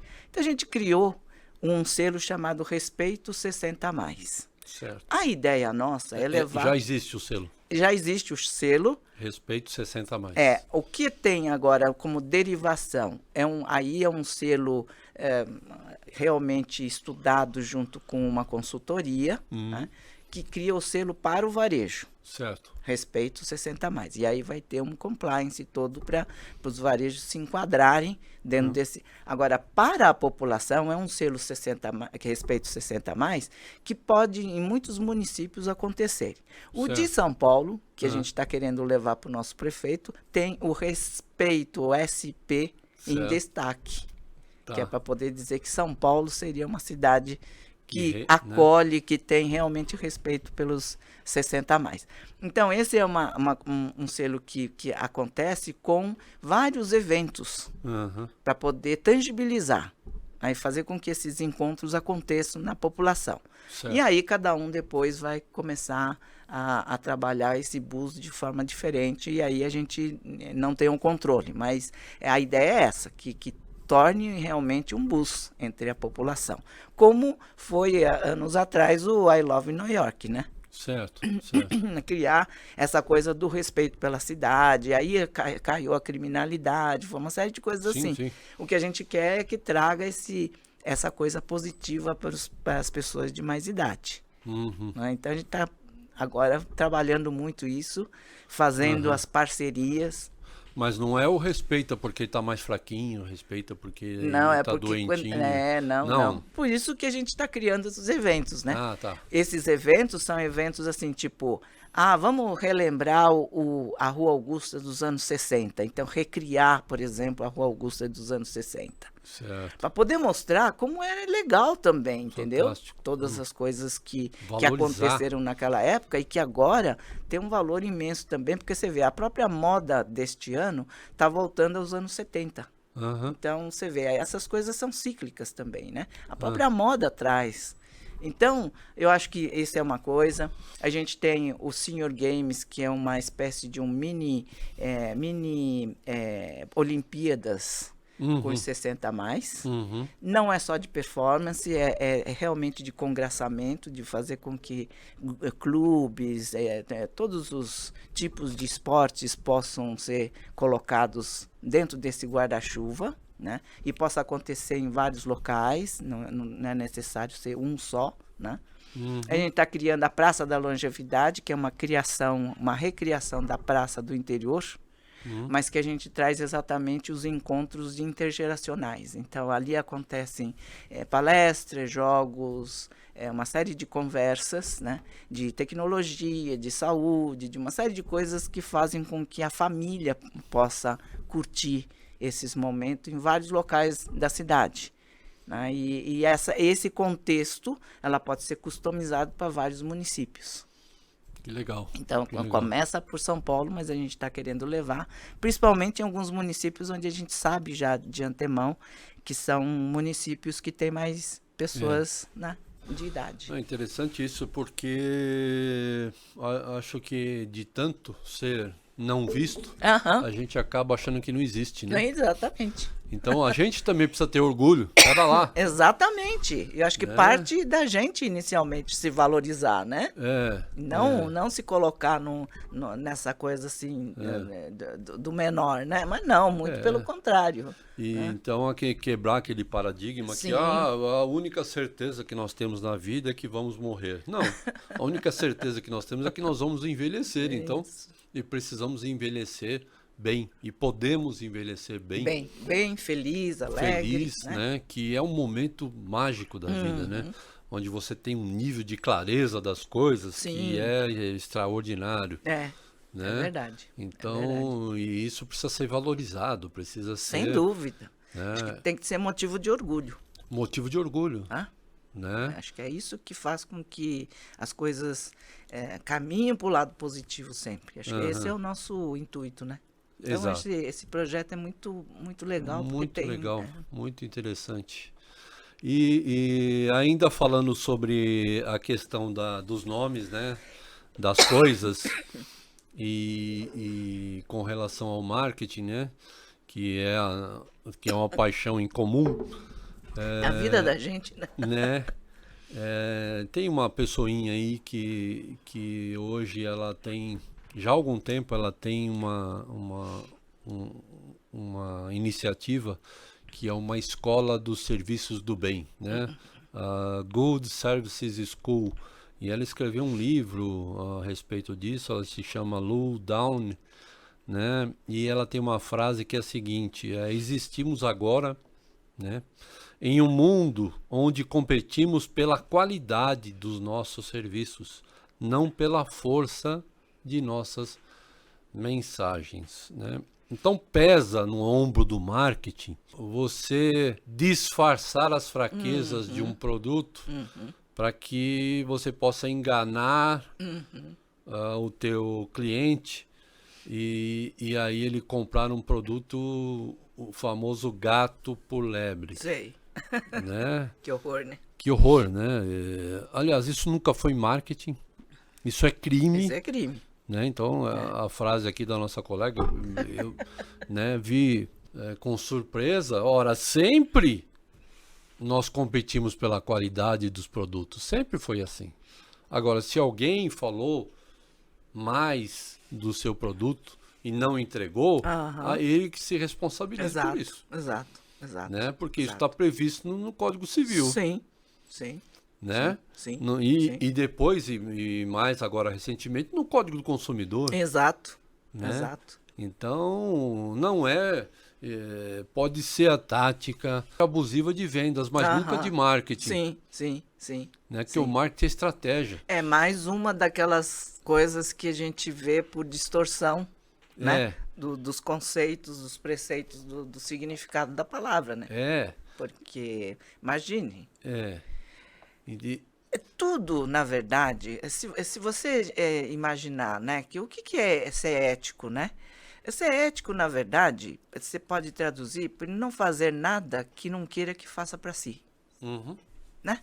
É mais ou menos isso, porque você não vai querer que lesem a você, então, né, você também não vai lesar o outro. Eu acho que se você tem isso como princípio, isso é uma coisa que vem vindo ao longo do tempo e não mudou, isso continua sendo válido, aham, né? aham. Então, não é porque hoje existem, vamos dizer, uma visibilidade maior das coisas erradas que acontecem, porque muitas vezes é a coisa ruim que vira notícia, né? As coisas Aham. boas não viram notícias. Aham. Né? Então, parece que até é obrigatório, né, que você falar das coisas ruins. Não, por que você não fala das coisas boas, né? Certo. Então, eu acho que eu tô com frio. Então aproveita, Eu vou pegar pega teu o meu negocinho, Sharp, porque né? senão... E Mas, olha, enfim. e rir de si próprio é uma sabedoria que só nós que já vivemos bastante conseguimos. Consegue, como diz assim, posso falar um palavrão? Pode, 10, 50. É que a gente liga o foda-se, né? Foda-se, né? Exatamente, Né? Então a né? gente não tem muito mais essa coisa de ficar Esse filtro, né? filtro muito, né? Essa máscara. Essa coisa toda. É. Mas voltando à questão, Ah, eu acho que é isso. Se você não tiver é. muita consciência de que o que é certo é aquilo que tem que ser feito, começam a surgir essas coisas, né? Até parece que para sanar essa distorção está surgindo empresa desse tipo. Mas não, na verdade, é obrigação do mercado. O caso era de polícia, não de marketing. Exato. Né? Exato. Exato. Então, assim, esse está sendo um episódio muito interessante que nós estamos chamando a atenção para o significado das coisas. Sim. Parece que é coisa de velho dar significado para coisa, né? Esses caras, esses old school gostam de colocar nome em tudo, a gente não, Mas, olha, se você não colocar nome nas coisas, você compreende mal as coisas. E quando você compreende mal as coisas, você age de forma errada, Exato. achando que está fazendo certo. Sim. Sim. Né? Sim. Então, o marketing sofre esse preconceito, né? O pessoal até fala assim, porque os marqueteiros, de uma forma, né, os pejorativa, né? Os mentirosos, aquele cara era marqueteiro, olha lá. Né? Não, cara, pô, pera. Nossa, é uma matéria tão séria. Né? Exatamente. Base de qualquer negócio, faz parte da vida, né? Se você for pensar. Né? Então, é uma matéria que é essencial para qualquer empresa, meu Deus, né? Até todo mundo fala assim, não, porque marketing separa o marketing de vendas, da produção, da administração. Gente, marketing é a empresa. Não é? Eu dizia para o pessoal, olha, o plano de marketing é tão importante que, olha, capaz ele vir antes do plano estratégico. É isso. Porque se você faz um plano de negócio e aí você estrutura uma ideia e aí você vê no plano de marketing que você não tem mercado para isso, sim, a tua ideia de nada vale. Exatamente. E não é o plano estratégico que vai te salvar. Exatamente. Exatamente. Né? Então, o plano de marketing, né, é você olhar para o mercado e conseguir enxergar se vai haver ali uma conversa que possa ter uma troca e que vocês vão ficar juntos por muito tempo, né? Parece casamento, mas é marketing. É fundamental. Fundamental. Fundamental. Você sabe que você falou agora há pouco que a gente que tem mais idade inventa palavras e os jovens não. Mas eles também inventam. Por exemplo, quando a gente ouve falar hoje em design de negócios... design thinking, né? Nada mais é do que criar essa estratégia. Ele está trabalhando marketing. Exatamente. Né? Porque se você não souber exatamente para que você surgiu, para fazer o que nesse mundo... Né? Óbvio, é a essência do que a gente fazia com marketing. Então, é a mesma coisa. Só mudou a palavra. Porque o design é um termo que eles acharam dentro da arquitetura, né? Vamos dizer assim, que representa melhor, mas é o que o marketing já faz muito tempo. Então, acho que só mudou um pouquinho as palavras, mas na sua essência é a mesma coisa. Mesma coisa, né? E é muito interessante. Então, o significado das palavras para o ser humano, para o ser que fala, né? Como eu sou psicanalista, né? Lacan diz que o ser humano deveria mudar de nome, né? Deveria falar ser que fala, né? Porque nós somos o único ser que fala. Os outros seres se comunicam, né? Eles mandam mensagens entre um e outro, mas através do som, vamos dizer assim, né? Através do som, né? Da postura, de um sinal. Mas quem conversa mesmo é gente, né? É o que eu costumo dizer. Você nunca viu dois jacarés conversando sobre a confusão que os hipopótamos fizeram na noite passada, né? Você viu? Pô, tem que parar com isso. Não, quem conversa é gente. Sim. Então a palavra, ela não tem aquela força que a área motivacional da autoajuda fala. O que você fala vai nascer. O que você fala é semente plantada. Não é isso, não é disso que eu estou falando. Eu estou falando da importância que a palavra tem no sentido de definir as coisas e orientar caminhos. Sim. Né? Sim. Então, Lacan diz assim, quando você chega neste mundo, você chega alienado a um adulto que é teu genitor ou seu tutor, que vai, através de palavras, te introduzir no mundo. Olha isso, olha aquilo, isto pode, isto não pode. E você vai criando significantes com base nisto que foi te passado, até que num determinado momento você passe a criar os teus próprios significantes. É o que Lacan diz. Você vê, que fantástico, né? Quando o indivíduo vira sujeito, porque ele já deixa de estar alienado, ele já é capaz de criar significantes com base, de discernir, né? De discernir, de discutir a respeito. Sim. E quando a gente abandona os significantes e os significados, a gente fica chamando coisa velha de coisa nova, né? A gente vê museus de grandes novidades, né? E fica perdendo tempo com essas coisas, Sim, sim. né? Como sim. você estava dizendo, né? Tá chamando lá coisas que a gente já fazia, né? Design thinking, né? Como se fosse uma grande inovação. Talvez a ferramenta que se use Sim. para isso, a metodologia mudou e eu acho fantástico, né? Freud, quando ele escreveu a teoria da sexualidade, né, dele, aliás, se eu fosse voltar na máquina do tempo, eu falaria para Freud, não escreve isso aí, que isso aí vai te ferrar, né? Porque foi o que, né?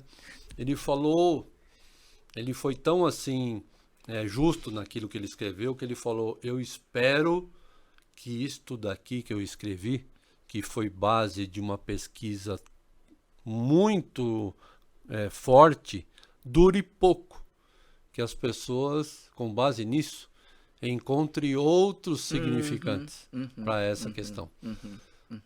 Né? Isso é de uma grandeza muito interessante. É né? verdade. É verdade. E não, mas o que aconteceu, né? Um outro dia a gente bate um papo sobre isso, né? Meteram o cacete nele por causa da tal da sexualidade humana que ele falou, e até hoje fala, Freud explica, né? E tudo que Freud é um sacana, não é? Que fumava charuto e ficava contando piada obscena, né? Que coisa, não? Pegou Até hoje, né? Vai falar com Freud, lá significa lá, não, você está com problema sexual. E não tem nada a ver. Pois é. Né? Que talvez seja fruto também de uma certa superficialidade, né? É verdade. É verdade. Né?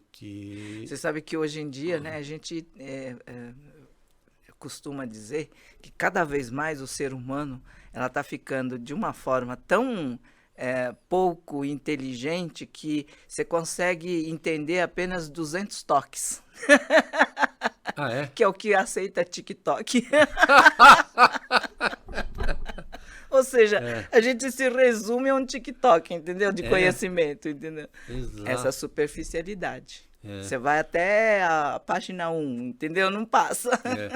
Aliás, o Fábio Nogueira tem uma frase muito interessante a respeito da inteligência. Ele fala que uns amigos dele lá do ITA disseram que a questão é que o coeficiente de inteligência do mundo, ele é fixo. O problema é que está nascendo muita gente, né? Aí não está sobrando inteligência para todo mundo. Não está conseguindo alcançar. Olha só, você vê, né? Então a gente bem capaz, viu? É bem capaz. Não que a gente, né, pelo amor de Deus, está querendo dizer que, embora tenha muita gente que defenda que pela primeira vez a geração seguinte está sabendo menos do que a geração anterior, tem alguns estudos que tratam a esse respeito. Mas eu já acho que isso é preconceito também, né? Eu acho que assim, o que a gente precisa é retomar alguns costumes, né? Alguns comportamentos que faça realmente como tem que ser feito, ou seja, ter um pouco mais tempo para a gente estudar. A gente tem muito pouco tempo para estudar hoje em dia. E o ensino hoje não é como antigamente, que você fazia lá os 4 anos disso, 4 anos daquilo, mas o que? Pronto, já aprendeu pela vida toda. Não é mais isso, né? A gente tem que continuar aprendendo a vida toda, porque tudo está mudando o tempo todo. E você nunca vai conseguir, por mais que estude, alcançar um teto, vamos dizer, de conhecimento para aquilo que você precisa dentro da sua própria área, inclusive. Certo. Né? Então, eu acho que o que adianta a gente ter essa pretensão, né? De que, eu já sei o suficiente, então... Não, muito pelo contrário. Você simplificar tem que ser o poder de síntese, não de simples ao ponto de não saber mais do que aquilo. Você tem que saber tanto que consegue sintetizar em 200 toques. Ok. Mas não você conseguir somente se expressar até 200 toques, entendeu? né? Então, eu acho que a gente tem que aproveitar melhor, inclusive, a tecnologia. A tecnologia dá essa oportunidade. Dá essa oportunidade. De você saber mais, não saber menos. Quanto que a gente podia entrar num Google para pesquisar, para poder fazer um texto maravilhoso, entendeu? Porque, nossa, a gente tinha que sair para ir para uma biblioteca, contratar gente para ficar olhando tudo que é revista, jornal, para poder pesquisar, não é? Exato. Agora não, você tem um universo ali. Né? Eu estava vendo esses dias uma conversa, inclusive, com um amigo meu que é jornalista, né? Sobre o chat GPT que surgiu agora, né? Sim. Então, ele falou... assombrando todo só que ele falou assim, olha, eu testei e eu vi que o universo que ele tem também é finito. Sim. Então, o que acontece? Ou você demanda com inteligência aquilo que você quer, e aí você vai aprimorando. Vem um primeiro texto, aí você chega e fala assim, não, mas olha, isso aqui está errado, procura mais aquilo. Não, fulano teve mais essa outra empresa, então vai lá e procura. Até que, depois de um certo tempo, diz assim, bom, esgotei o meu conhecimento sobre o assunto. Agora eu vou ver o estilo aqui, né? Vamos ver se o estilo tá bonito. Começo, meio e fim, tá...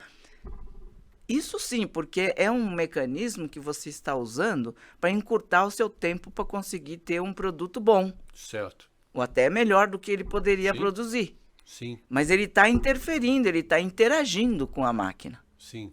Aí tudo bem. Porque se você pede um primeiro texto, vem e você vai mandando para frente, ela pode estar com muita inconsistência também.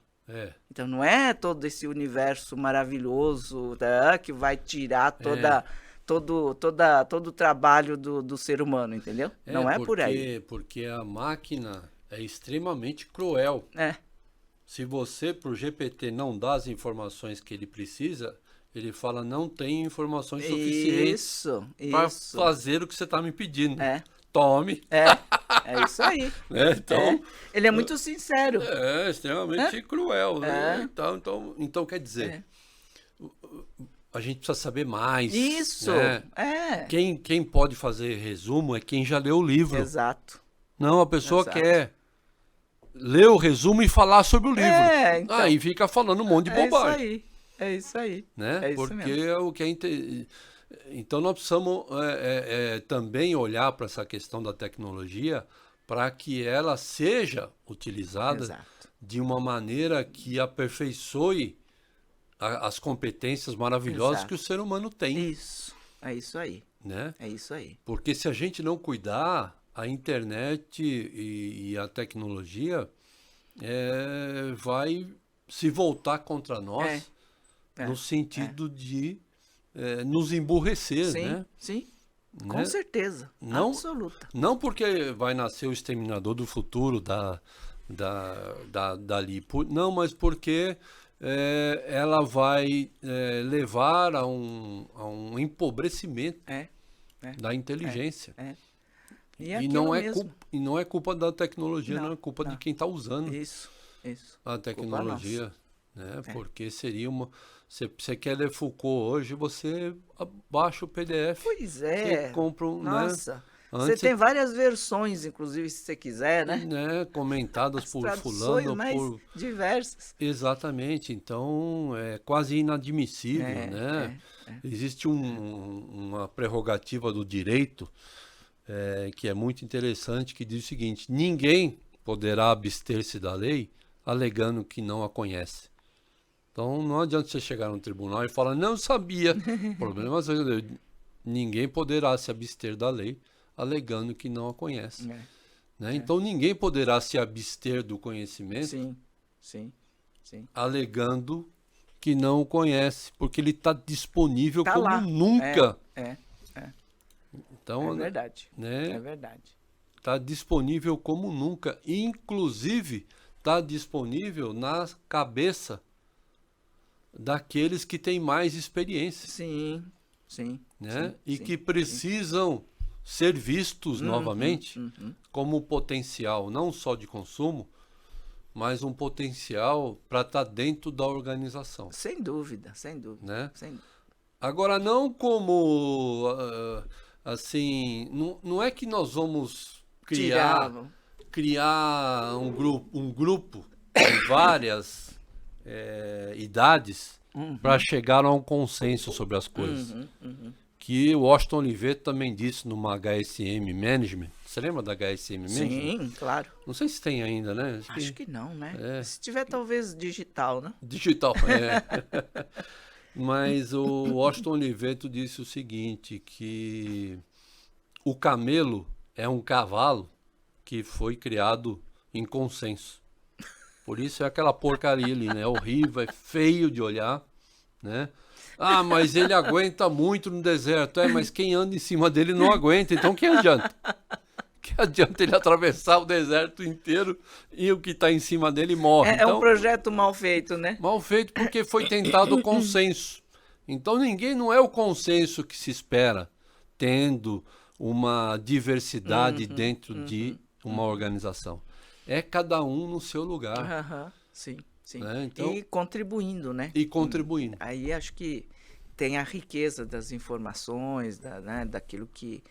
O resultado pode ser bem diferente, bem mais rico. Né? Muito mais adequado, porque a gente vê muito isso, né? Que a gente vê, de um lado, você tem uma ousadia muito grande dos jovens, né? Então você acha, né, que é maravilhoso, porque ele não tem ainda um não na cabeça, né? E a gente já logo fala assim, isso não vai dar certo, porque eu já fiz várias vezes, não deu certo. Sabe aquela coisa? Eles não, tá tudo bonitinho lá, novinho, então falando, não, vamos fazer aquela coisa totalmente diferente. Legal, mas tem isso, tem aquilo outro, quer dizer, você vai municiando para que o erro não aconteça, né? Tão galopante como muitas vezes é a própria ideia, né? Então, acho que tem essa coisa de você unir aquilo que tem de bom nos jovens com aquilo que tem de bom nas pessoas mais experientes. Acho que esse é o ideal para que tenha muito menos erro e que saiam até ideias muito melhores. Eu sou uma pessoa um pouco diferente em alguns aspectos. Quase uma bobagem falar que ninguém é igual, né? Ah, sim.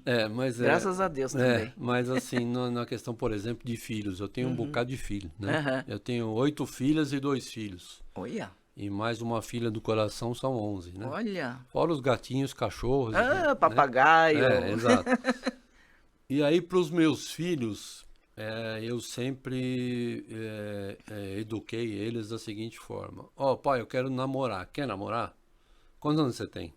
Eu tenho 12, tá? Então você tem que tomar cuidado com isso, com isso, com isso, com isso, com isso, com isso. Né? Tá e certo. vai namorar. Sim. Né?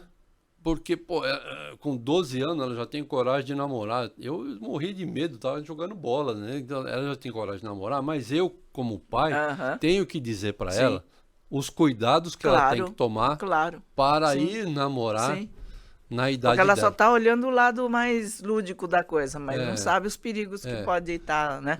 Pai, minha filha, eu já quero morar junto. Quer morar junto, minha filha? Maravilhoso, mas observe isto e isto. Já observou? Não tinha pensado nisso. Então pensa um pouquinho mais. Se não pensou, coloque atenção. E vá morar junto. Não é proibir de morar junto. Né? Vá morar junto. Então, talvez o papel, né, de um cara 50 a mais numa empresa seja, fulano, você teve essa ideia? Já viu isso, que é aquilo que nós já fizemos, já percebemos e já, né, tivemos como experiência que não deu certo. Já vi. Então siga em frente. Mas não deixe de levar isso em consideração. Esse seria o papel. Né? Você sabe que você falou uma coisa que é interessante, porque uma coisa que eu pensei também nessa questão das startups e a questão, por exemplo, do que eles chamam de ágil, né? Sistema ágil, que é essa coisa de você fazer, né, as pivotagens, essa coisa toda. Eu fiquei pensando o seguinte, falou, olha, às vezes essas pivotagens feitas pelas startups de jovens, elas acontecem porque ela não tem a vivência. Então, quando eles pensam num projeto, eles pensam num projeto bruto, né? Exato. Mas eles não têm a consciência da experiência do processo. Exato. E muitas vezes as pessoas que têm mais idade, e você vê que as startups que contêm, que fazem parte dela, pessoas em torno de 40 e poucos anos, são as que têm melhor sucesso. Por quê? Porque eles vão mais longe. Eles já vão pensar no processo da execução daquilo, já sabe dos problemas que podem existir. Então, ele já se garante mais nessa questão do processo, e não só da ideia. Que os jovens têm muito mais na ideia, menos, vamos dizer, a vivência para poder pensar na execução. Então, ele vai colocar a execução no piloto, entendeu? Para chegar e falar assim, agora vamos testar para ver se dá certo, entendeu? Né? E ali pode ter um monte de erros que poderiam ser minimizados, ou até não acontecer. Então, não acontecer. Né? Então, assim, está aqui um problema, né? E aí, como resolver? Aí, muitas vezes, as pessoas de mais idade chegam lá e vão resolver esses problemas. Exato. Então, acho que a solução, muitas vezes, de um problema está muito mais presente na cabeça das pessoas mais experientes do que nos jovens. E os jovens estão muito mais aptos a criarem coisas mais disruptivas. Exato. Porque eles não têm a censura na cabeça. Né? E é uma lei da física, né? Para você ter velocidade e controle, não é uma questão de força, é uma questão de jeito. Não é? É isso aí. Então, até para saber quando que você tem que pegar a velocidade ou não, né? Porque você está em alta velocidade, né? Então você precisa de jeito, você precisa ter muita experiência, você precisa ter muito traquejo. Como ganhar, né? Agora, você dá velocidade para quem está indo pela primeira vez, ou o risco de acidente é grande, né? Então, essas coisas precisam ser conversadas, né? Então, esse é o papel do nosso podcast. Aliás, para a gente fechar aqui o nosso papo, eu queria te pedir, você acha quem é mais capaz de inovar? O mais novo ou o mais velho? Não sei, eu não vejo que poderia ter mais para um ou não, sabe? Eu acho que não é bem isso. Eu só sei que se os dois se unirem, sairia uma coisa melhor. Olha aí. Isso sim. Show. Sabe? Bacana. Porque eu acho que você falar que é um ou outro é menosprezar a capacidade intelectual de uma pessoa, né? Você tem tantos jovens de 14, 15 anos que estariam dentro de uma universidade como primeiro aluno. Então, é questão de QI também. Né? Mas eu acho que unir as duas coisas, as duas pontas, eu acho que é maravilhoso. É muito bom. Porque talvez o de mais idade perderia o time, porque pensaria num bocado de coisa até isso, e tal. Muito cuidadoso demais, né? Contrapartida, o mais novo, muito afoito, apressado, pode entregar inacabado. Inacabado. Então, os dois juntos. Os dois juntos. Acho que é a melhor solução. É a melhor forma de inovação. Né? Isso aí. Então, fantástico o nosso papo. Elza, obrigado. muito obrigado. Foi extraordinário bater esse papo com você. Filosófico, né? Andamos aí pela questão filosófica da vida, falando da questão do marketing, da questão empresarial, né? E foi uma viagem assim muito gostosa. Então, eu queria te agradecer muito por você ter disponibilizado um tempo da sua agenda para estar aqui com a prazer. gente. Né? E deixar aí um tempinho para você dar o teu recado. Né? Eu não sei, eu não sou muito boa de ficar dando recado. Mas, assim, para fechar o nosso papo de hoje, acho que seria super interessante, talvez até importante, frisar que realmente eu acho que uma das coisas que o marketing se propõe é sempre criar alguma coisa muito única, de ser muito diferente, né? E eu acho que isso é uma das coisas que é a cenourinha que a gente tem que colocar na frente, para não ser raso, para não ser motivo de críticas jocosas, e poder trazer uma contribuição para a sociedade, porque eu acho que o marketing é muito importante para a própria sociedade evoluir. E a gente vai evoluir no sentido que o marketing apontar. Você pode pensar um pouco nisso. E aí você vê a importância que o marketing tem dentro da sociedade. Eu sou muito, assim, sabe, consciente desse papel. Eu sempre pautei todo o meu trabalho olhando pela ótica do marketing, porque eu sempre achei que era uma força que eu tinha. É um bastãozinho que eu tinha. Certo. Quando eu pudesse influir de alguma forma e eu conseguia ver o resultado disso, eu ficava muito feliz, Aham. né? Porque era uma forma de deixar a minha pegada, menor que fosse, Certo. né? Naquele trabalho, naquela empresa, naquele momento. É isso que eu também faço com trabalho associativo, faço com qualquer coisa que eu coloque a mão para pensar num projeto, né? Eu penso na importância que tem o marketing. Então, acho que isso é uma das coisas que eu queria deixar aqui também como o meu último momento aí de fala, porque achei que isso era importante deixar como recado. Eu também vejo o marketing com esse peso, né? Com esse nível de importância, porque é ele que vai promover esse grande encontro, né? De quem está produzindo com quem está consumindo, né? Com quem está atendendo Com o que se faz com o necessidades, país, com o que se faz com o sabe? país. Então acho que é muito, muito, muito sério. É, é, Né? E eu fico feliz de poder um dia ter dedicado para esse lado, né?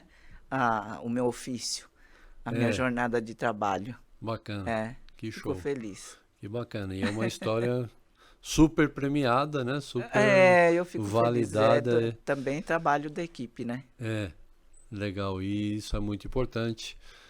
Ter você aqui para destilar todo esse conhecimento para essa galera que está chegando agora, né? E quer ser ágil, mas passando por cima de coisas que não podem ser deixadas Exato. para trás, né? Isso. Que tem passos, né? A serem cumpridos, né? Uhum, uhum. Então, ô Geracionalta, você que está à frente de uma empresa, à frente de um negócio, à frente de uma equipe, né? Você deve ter estratégia, porque a estratégia vai ser fundamental para te manter no caminho na hora da dúvida, né? Para você não perder a sua essência na hora de uma mudança. Então a estratégia é fundamental, né? Você precisa de liderança, porque é através da liderança que você vai manter também a essência dos teus pensamentos sendo propagado por aqueles que esperam isso de você, né? As pessoas que estão abaixo de você ou, né, sendo empresário, as pessoas que estão no mercado esperando o teu produto, eles esperam que você oriente como as coisas devem ser feitas, né? Então, hoje, o líder de uma organização ou o líder de um negócio, de um segmento, precisa, mais do que nunca, ter uma comunicação reta e direta com o seu cliente para que não haja caminhos tortuosos, porque eles serão percebidos, denunciados e abandonados.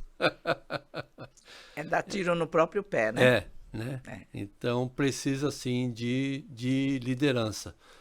E dê importância para o significado das palavras. Uma coisa é estratégia, a outra coisa é plano de ação, né? Que está mais envolvido com a tática. Outros são os Né? meios, né? Os canais, Os né? canais, né?